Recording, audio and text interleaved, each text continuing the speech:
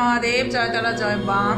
যদি আপনারা মানসিক দিক থেকে খুব ডিস্টার্বে আছেন, মন ভেঙে গেছে যে কোনো কারণবশত, জানবেন সেটি নিজে থেকে হচ্ছে না।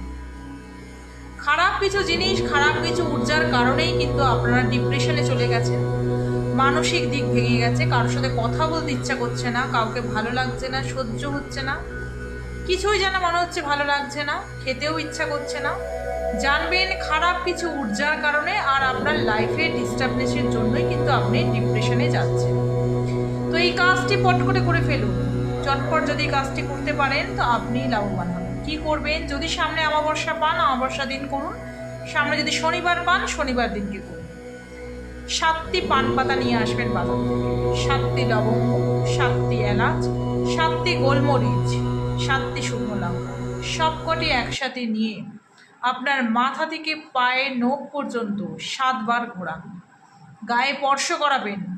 7 বার ঘুরিয়ে নিয়ে একটি মোমবাতি জ্বালিয়ে তার মধ্যে ওই পান পাতাগুলো সমেত মুঠো করে একটু সেঁকুন ভালো করে।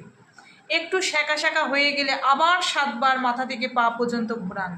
ঘুরিয়ে বাঁ হাতে মুঠো করে নিয়ে রাস্তায় বেরিয়ে যান।